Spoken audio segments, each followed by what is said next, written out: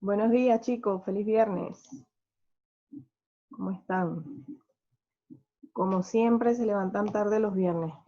Hay pocos estudiantes.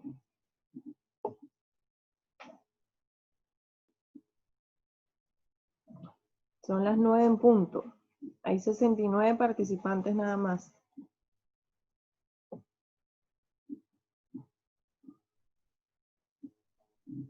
Buenos días, Jade. Jade siempre está desde tempranito.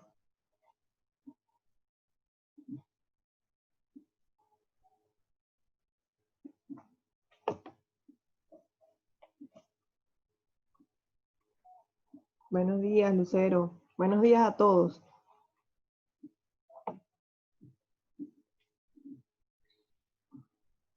Hoy vamos a trabajar con el tema de histología. Vamos a seguir con histología. La semana pasada fue histología vegetal. Hoy comenzamos con histología animal.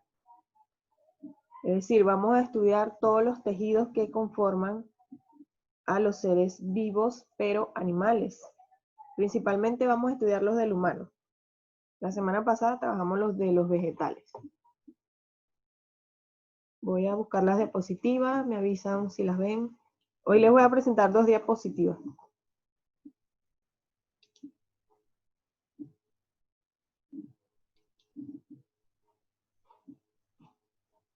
¿Ven las diapositivas?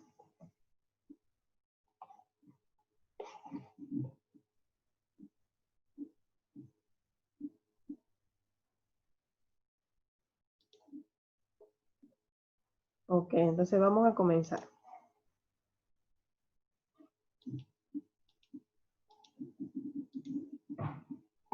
Como les decía, vamos a trabajar con la histología animal, es decir, los tejidos que conforman al ser humano.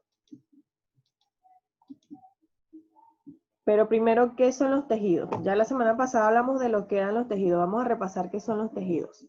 Son un conjunto asociado de células que tienen una misma naturaleza, es decir, células que sean del mismo tipo se van a unir para formar un tejido.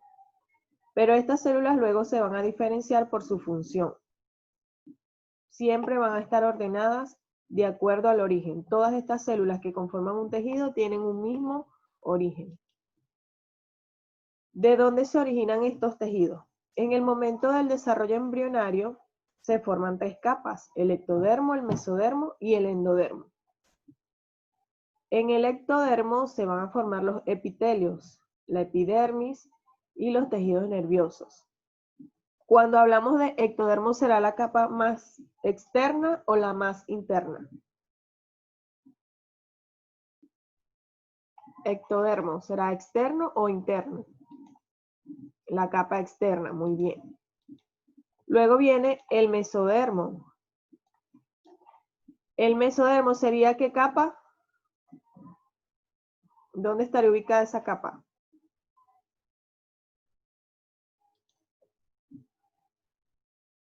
¿Dónde estará ubicada el mesodermo? En el medio. Muy bien, en el medio. Entonces tenemos ectodermo en la capa externa, de donde se forman los epitelios y el tejido nervioso. El mesodermo, de donde se forman algunos epitelios internos, como los túbulos renales de los riñones, el tejido conectivo y el tejido muscular. Y tenemos el endodermo, que entonces sería la capa interna. Esta capa interna da lugar a los epitelios del tracto digestivo y del aparato respiratorio. Entonces, durante el proceso del desarrollo embrionario, ocurre primero la segmentación, luego ocurre la fase de gastrulación. Cuando ocurre la gastrulación, todo el tejido, en este tejido va a ocurrir una invaginación. Invaginación es cuando como que la capa externa trata de irse hacia el centro de ese órgano, de ese grupo de células. Entonces, al ocurrir la gastrulación, se van a formar esas 3 capas. El mesodermo, que sería la capa media, el endodermo, la capa interna, y el ectodermo, la capa externa. Todo esto ocurre en el proceso de gastrulación del desarrollo embrionario. Y a partir de esas 3 capas se van a formar todos los tejidos que van a formar los órganos. ¿Ven? Por ejemplo, el endodermo De él se forma la epidermis, el sistema nervioso central, el sistema nervioso periférico, ojos y oído interno. Del mesodermo, los músculos, el tejido conectivo, aparato cardiovascular y aparato renal. Y del ectodermo, las vías respiratorias, alimentarias, las glándulas y la gran mayoría de células. Ya esto pertenece al segundo trimestre, chicos. Por ahí me están preguntando. Continuamos ahora con la clasificación de los tejidos. Los tejidos animales se dividen en dos grandes grupos, los tejidos poco especializados y los tejidos muy especializados. Hoy vamos a tratar de avanzar lo más que podamos, por lo menos con los tejidos poco especializados, el tejido epitelial y el conectivo. Vamos a tratar de avanzar con estos dos. Esperémonos de tiempo. Entonces, tenemos en primer lugar el tejido epitelial. En el tejido epitelial las células son poco especializadas, es decir, que no tienen una función definida. Es un tejido mucho más simple. Es un tejido mucho más simple. Dentro de las características tenemos que carecen de vasos linfáticos y sanguíneos, presentan poca sustancia intercelular, presentan terminaciones nerviosas libres, es decir, que está asociado con impulsos nerviosos, sus células se reproducen constantemente y sus células adoptan diferentes formas.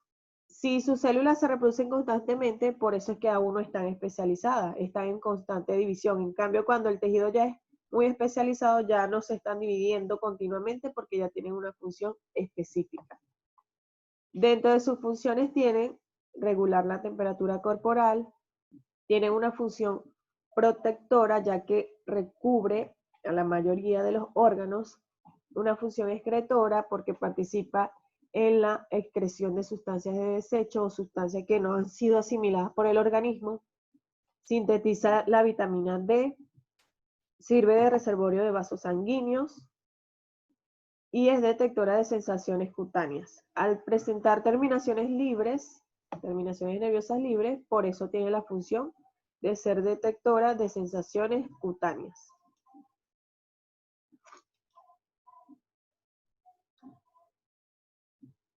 Por lo general, el tejido epitelial está formado por células planas, son células muy simples. Es como cuando, no sé si en algún momento, no sé si cuando estaban en primer año, hicieron la actividad de laboratorio que se hace en el raspado de la mucosa bucal, que se hace un raspado por dentro de la mejilla y se observa en el microscopio. Si lo llegaron a hacer, ese tipo de célula que se observa ahí son células epiteliales, son células planas, células simples.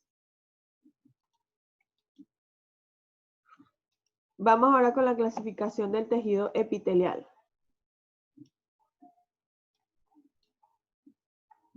Se clasifica en primer lugar en epitelio de revestimiento y cubierta. Este epitelio lo vamos a encontrar en superficies corporales internas y externas.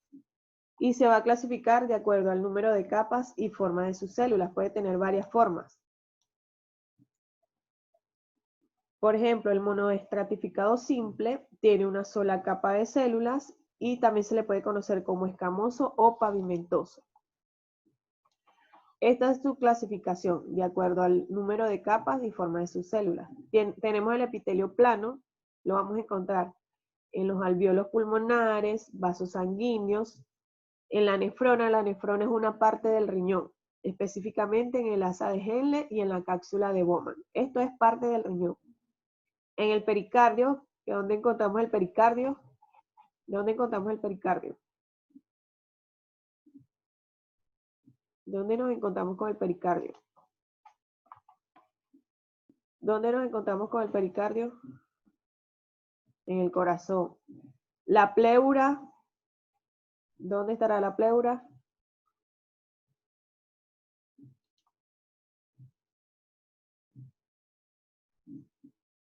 Pulmón, muy bien. Peritoneo es la capa que recubre todas las vísceras, la córnea en el ojo y tenemos al oído medio también. Todas estas zonas tienen epitelio de células planas. Tenemos el epitelio cúbico. Si es epitelio cúbico es porque las células tienen forma cúbica. Lo encontramos en los ovarios, en los folículos tiroideos, en los plexos coroideos, retina, cristalino, otra vez en la nefrona, pero ahora en el túbulo contorneado distal y en el tubo colector. Tenemos el epitelio cilíndrico, también se le puede llamar columnar, y se clasifica en 3 tipos. El cilíndrico ciliado, que lo encontramos en las vías respiratorias inferiores y trompas de falopio. Ciliado es que tiene cilios. Si han visto el tema de células procariotas, recuerdan que tenía cilios, que eran como pequeños pelitos que le servían para desplazarse o para producir movimiento. Tenemos el epitelio cilíndrico no ciliado, que lo encontramos en el estómago, intestino grueso, útero, endocervix y conductos excretores. Y el cilíndrico con microvellosidades, que es las zonas que son productoras de moco en el intestino delgado y en la vesícula biliar. Aquí tenemos epitelio plano, epitelio cúbico y el epitelio cilíndrico. Si se fijan, las del cilíndrico son más alargadas, por eso también se les llama columnar, porque asemeja que son columnas.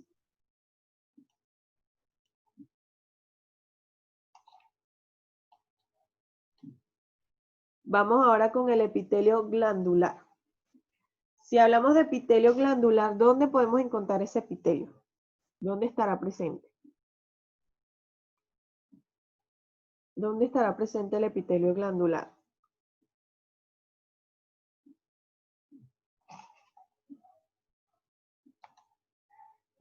En la glándula, ¿en la glándula o en las glándulas? ¿Y qué hacen las glándulas? ¿Qué segregan?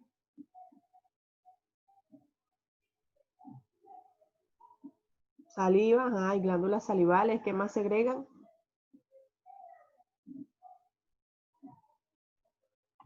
¿Qué más segregan las glándulas? Aparte de saliva.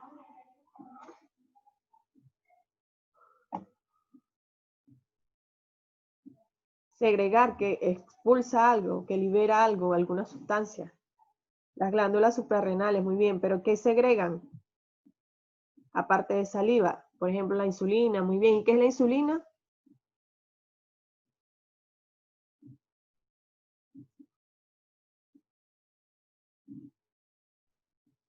¿Qué es la insulina? Una hormona, muy bien. Entonces, el epitelio glandular lo vamos a encontrar en las glándulas, principalmente las que segregan hormonas. Entonces, el epitelio glandular está formado por capa de células cuboides, es decir, tiene epitelio cúbico. Se encarga de elaborar sustancias que son liberadas a la sangre o al medio externo. ¿Cuáles son estas sustancias? Las hormonas o la saliva, en el caso de las glándulas salivales. Tenemos 3 tipos de glándulas: exocrinas, endocrinas y mixtas. Las exocrinas, en las exocrinas las sustancias liberadas son liberadas a una cavidad o superficie corporal. Por ejemplo, las glándulas sudoríparas, las glándulas gástricas, salivales y los testículos. Las exocrinas son liberadas a una cavidad o superficie corporal. Y a partir de ahí van a ser segregadas al exterior. Las endocrinas no tienen un conducto excretor. Segregan hormonas que son liberadas directamente a la sangre. Principalmente tenemos al hipotálamo, la tiroides y el timo. Y las mixtas, también conocidas como anficrinas, poseen las dos capacidades, es decir, pueden actuar como exocrinas y endocrinas. Tenemos, por ejemplo, el páncreas, el riñón, el testículo y los ovarios. Por ejemplo, el páncreas. El páncreas cumple una función exocrina cuando libera el jugo pancreático al sistema digestivo. Lo segrega mediante conductos excretores. Pasa al estómago. Perdón, él va a pasar, en este caso va a pasar al intestino al intestino grueso, va a pasar. De allí tiene una función endocrina también, segregando la insulina. La insulina la libera directamente a la sangre. Entonces, exocrinas cuando son liberadas a través de una cavidad o superficie hacia el exterior. Y endocrinas cuando son liberadas directamente a la sangre. Por ejemplo, el riñón. El riñón actúa también como exocrino y endocrino. Tiene las dos funciones. Libera tanto sustancias al exterior como directamente a la sangre. Entonces aquí tenemos, por ejemplo, una glándula exocrina va a tener un conducto excretor por donde va a liberar esas sustancias.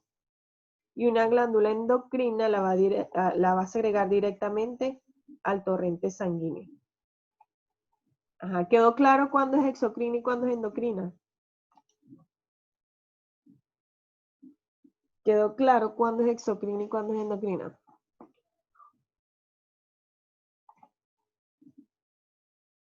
Aquí me preguntan que si es cierto que cuando pisamos bien fuerte lastimamos el riñón. Sí, y sobre todo, por ejemplo, las personas que andan todo el día por ejemplo, en los mototaxis, se pueden dañar los riñones. Por aquí me dicen que explique de nuevo. Exocrinas, cuando las sustancias son liberadas mediante una cavidad o superficie hacia otro órgano, por ejemplo, hacia otro órgano o hacia el exterior. Por ejemplo, el páncreas libera el jugo gástrico hacia el sistema digestivo mediante un conducto excretor. Lo liberas al intestino delgado, si no me equivoco. Lo libera el intestino delgado mediante una cavidad. En cambio, las endocrinas lo van a liberar la sustancia directamente al torrente sanguíneo. No va a pasar por otro órgano, va a pasar directamente de la glándula al torrente sanguíneo. Y las mixtas es que pueden actuar como las dos, como exocrina y como endocrina. El ejemplo que les daba del páncreas, él libera jugo gástrico de manera exocrina. ¿Por qué? Porque lo pasa por un conducto excretor hacia el sistema digestivo. Y también libera la insulina, que es una hormona, directamente a la sangre. Aquí está, exocrina, sale la hormona o la sustancia mediante un conducto, y en la endocrina pasa directamente de la glándula al torrente sanguíneo.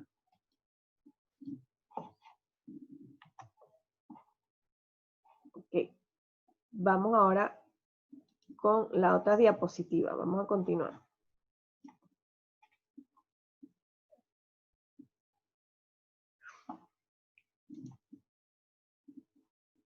Les voy a buscar la otra diapositiva. Me avisan si las ven. Ahora vamos a continuar con el tejido conectivo.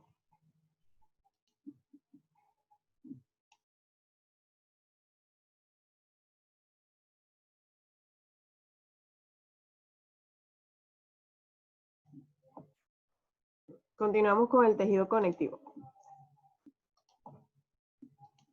¿Ven las diapositivas?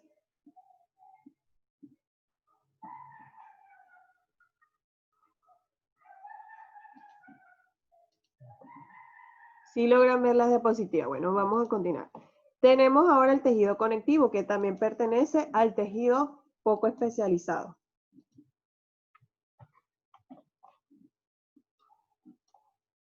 El tejido conectivo está formado por células diversas, es decir, hay varios tipos de células conformando ese tejido.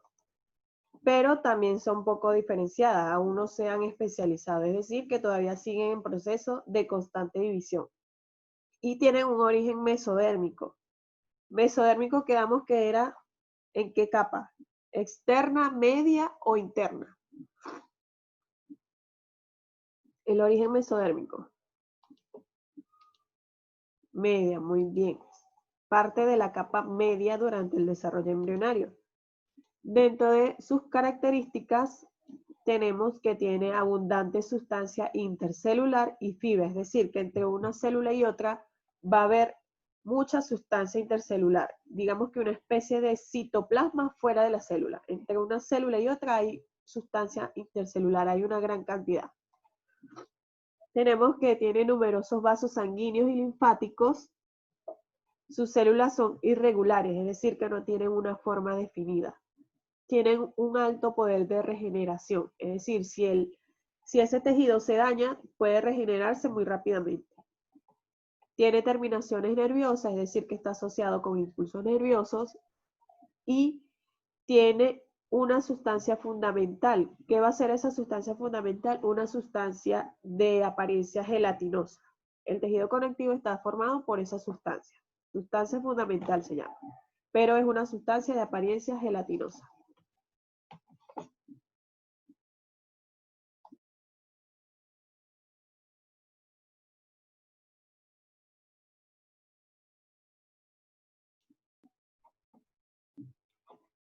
Continuamos. Dentro de sus funciones tenemos que tiene una función de nutrición. ¿Por qué? Porque sirve de mantenimiento y aporta sustancias a otros tipos de tejidos o a otros tipos de células. De soporte, porque sirve digamos que de sostén a otras estructuras de nuestro organismo. Protección y relleno, porque cubre la gran cantidad de nuestros órganos y rellena espacios vacíos en otros tejidos. Y almacenamiento, porque se encarga de almacenar sustancias o de reservar sustancias necesarias para nuestras células. Este tejido conectivo se clasifica en 3 tipos. Tejido conectivo propiamente dicho, también lo pueden encontrar como tejido conectivo verdadero o tejido verdadero, tejido cartilaginoso y tejido óseo. Se clasifica entonces en tejido verdadero, tejido cartilaginoso y tejido óseo. Vamos con el tejido conectivo verdadero o tejido conectivo propiamente dicho. Este se clasifica en mesénquima, que es el tejido embrionario. A partir de este mesénquima se van a formar los siguientes.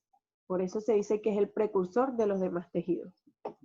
Tiene espacio extracelular sin fibras colágenas o reticulares. Es decir, no vamos a encontrarnos allí con fibras de colágeno. Luego tenemos el tejido conjuntivo laxo, que es blando, flexible y es algo elástico. En él abunda la sustancia fundamental. ¿Cómo dijimos que era la sustancia fundamental? ¿Qué apariencia tenía? ¿Qué apariencia tenía esa sustancia fundamental? ¿Cómo es esa sustancia fundamental? Gelatinosa, muy bien. Se encuentra debajo de la epidermis y entre las masas musculares. Tenemos el tejido conjuntivo denso o fibroso, que es resistente y en él predominan las fibras colágenas. Resistente, ¿por qué? Porque al tener presente las fibras colágenas va a tener una gran capacidad de mantener su estructura. Se encuentra en la dermis de los mamíferos, en los tendones. Los tendones son los que unen al hueso con el músculo. En el periósteo, que es la capa que recubre a los huesos, y en la aponeurosis. Tenemos el conjuntivo elástico. Este es rico en fibras elásticas. Al tener fibras elásticas va a tener una capacidad ¿de qué será? Si tiene fibras elásticas. ¿Por qué se llama conjuntivo elástico? Porque tiene la capacidad de estirarse y volver a su lugar. Entonces, rico en fibras elásticas, presenta fibras colágenas. ¿Dónde lo vamos a encontrar? En los ligamentos amarillos, de las rodillas principalmente, en las cuerdas vocales y en los ligamentos suspensores. Aquí tenemos algunos de estos tipos. Tejido conectivo denso, que lo encontramos en los ligamentos. Tejido conectivo laxo, que lo encontramos debajo de la piel.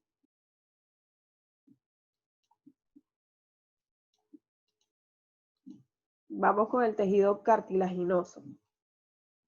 El tejido cartilaginoso está formado por células, un conjunto de células que son llamadas condrocitos.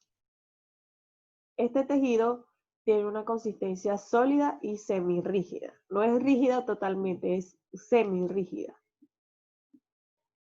Y lo vamos a encontrar en todas las superficies elásticas y lisas. La superficie de este tipo de tejido es elástica y lisa, por lo tanto lo vamos a encontrar en todas las estructuras que tengan esa apariencia. Tiene abundante sustancia fundamental y es firme y elástica esta sustancia fundamental, en el caso del tejido cartilaginoso. Y es propio de los vertebrados, es decir, de todos aquellos seres vivos que presentan columna vertebral. Dentro de sus características tenemos que es avascular. Si es avascular, ¿tiene o no tiene vasos sanguíneos? ¿Tiene o no tiene vasos sanguíneos si es avascular?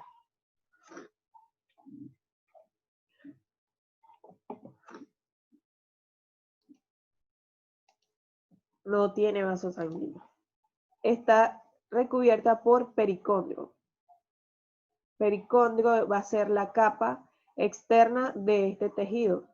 Tiene pocas células, tiene abundante sustancia intercelular entre sus células, carece de terminaciones nerviosas, por lo tanto no está asociado con impulsos nerviosos y realiza su nutrición por difusión. Si se fijan aquí, tenemos este tejido cartilaginoso, tiene pocas células. Las células no están tan agrupadas, hay más sustancia intercelular entre ellas. Si se fijan, están bastante separadas las células. Hay mucha sustancia intercelular. Todo lo que está así como de fucsia es la sustancia intercelular que hay entre una célula y otra.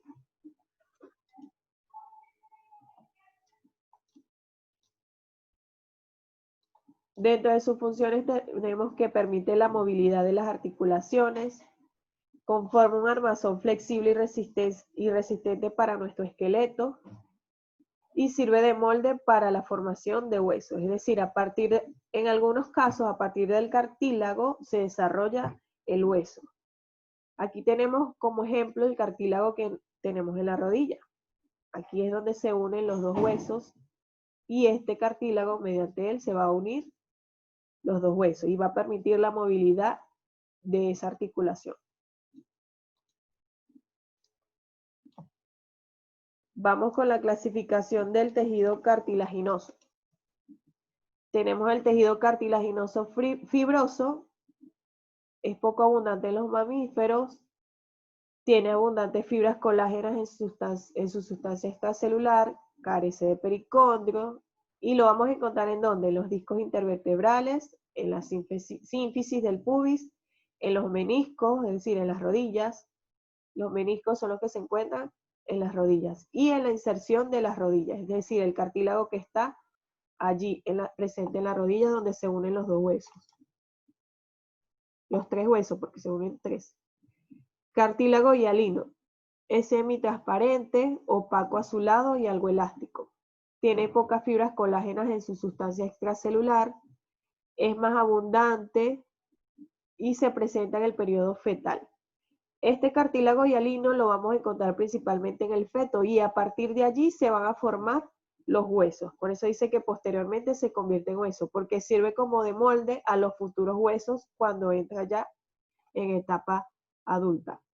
Lo encontramos en los cartílagos costales, epifisiarios, en la nariz y en la tráquea. Tenemos el cartílago elástico, que tiene abundantes fibras elásticas en su superficie extracelular, es poco abundante, está cubierto por pericondrio y lo vamos a encontrar en el pabellón de la oreja, en la trompa de Eustaquio, que está en el oído, en la epiglotis y en la laringe. Por eso el pabellón de la oreja, por eso es tan flexible, porque es cartílago elástico. Aquí tenemos el hialino, elástico y fibroso. Y por último tenemos al tejido óseo. Es un tejido conectivo especializado, ya pasamos a lo que es especializado, da resistencia, tensión y rigidez al organismo y está formado por células llamadas osteocitos en su etapa joven y osteoblastos en su etapa madura.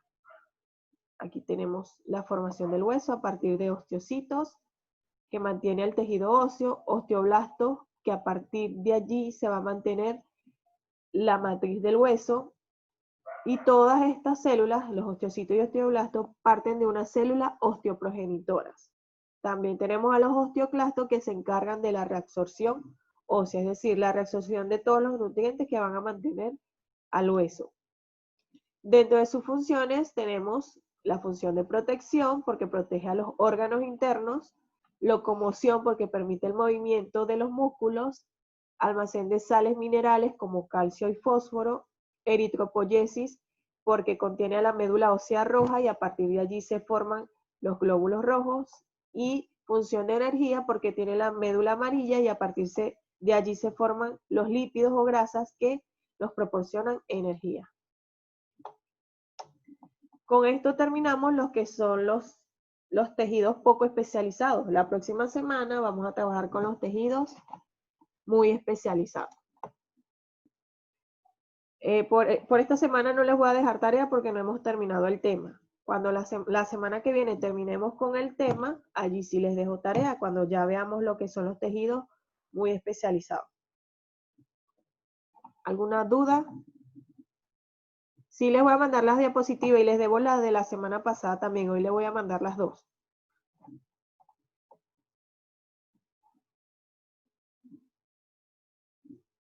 También las grabaciones. Hoy les mando las de la semana pasada. No, todavía no he cerrado nota. No me van a mandar nada esta semana. Cuando terminemos el tema la semana que viene, ahí sí les dejo su tarea. Aquí me preguntan si tienen que ir copiando las diapositivas. Siempre les digo que ustedes deben tener sus apuntes en el cuaderno. Siempre les digo que deben tener sus apuntes en el cuaderno.